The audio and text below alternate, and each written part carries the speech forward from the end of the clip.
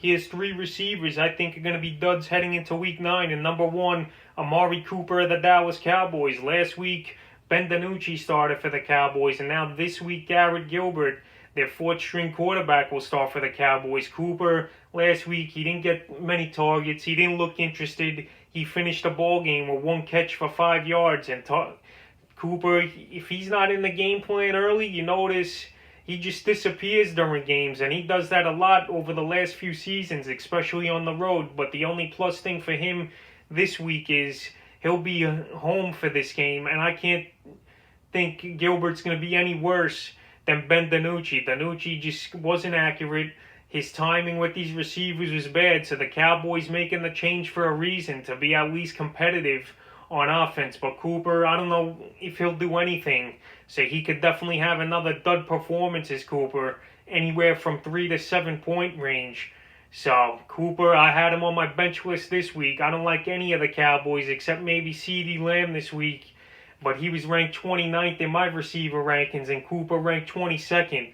But I still wouldn't trust him. But just on volume alone is why I have him still in my top 25. The next guy is Michael Thomas. Supposedly he's coming back. We'll have to see what the practice reports say on Friday. But anyway, Thomas, he hasn't played since week 1 after he went down with a hamstring injury. Then the high ankle sprain he's been dealing with also. So Thomas, he has Tampa Bay Sunday night, first game back.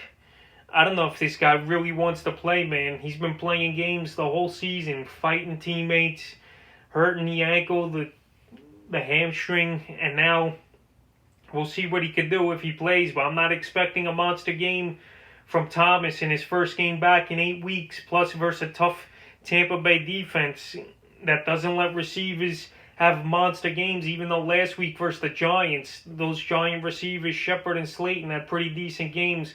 But Thomas, I don't think he's 100%. I don't think his head's all in the game right now. So Thomas, I think he could have a bust performance if he does play, where he could only finish 7 to 10 points. And the third and final receiver that's definitely going to be a dud this week, I think, is Devontae Parker.